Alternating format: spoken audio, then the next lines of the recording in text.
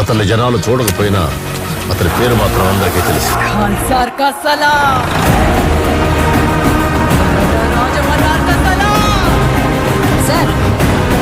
కథలో ముందుకెళ్ళా. నీకు మహారాజు లాంటి కొడుకు పుట్టాడమ్మా. నువ్వు ఎలా బతుకుతావో నాకు తెలియదు, కానీ చచ్చిపోయేటప్పుడు మాత్రం ఒక రాజులాగా పెద్ద శ్రీమంతుడివై చచ్చిపోవాలి. ఇచ్చిన మాటకి నేను స్వార్థపరుణ్ణవుతా, చాలా పెద్ద శ్రీమంతుడినవుతానమ్మా. పేరికోన్నవుతా, హంతకున్నవుతా, క్రిమినల్ నవుతా, విల్లన్ని అవుతా. ప్రపంచంలో తల్లిని మించిన యోధులు ఎవ్వరూ లేరు.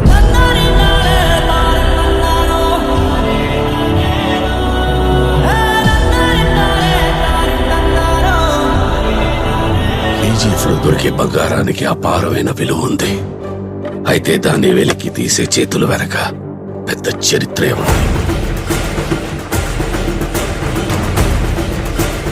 బెంగళూరులో నాకు ఒక పని చేసి పెట్టాలి. ఒక ఏనుగుని చంపాలి. చేసి పెడితే ఈ బొంబాయి మొత్తం నీదే. ఈ రహస్యం ఏమిటని వాడి బుర్రలో ఒక ప్రశ్నగా మిగిలింది.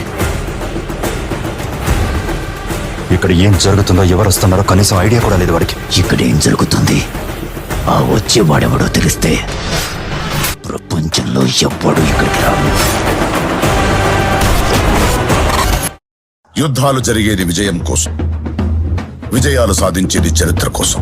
History always wins, and somewhere hidden in those pages of history అప్పుడు భయానికి తెలియాలి. Is the biggest kept secret in the history of India. తను రావాల్సిన సమయం వచ్చిందని. ఎల్ డొరాడో వస్తున్నా.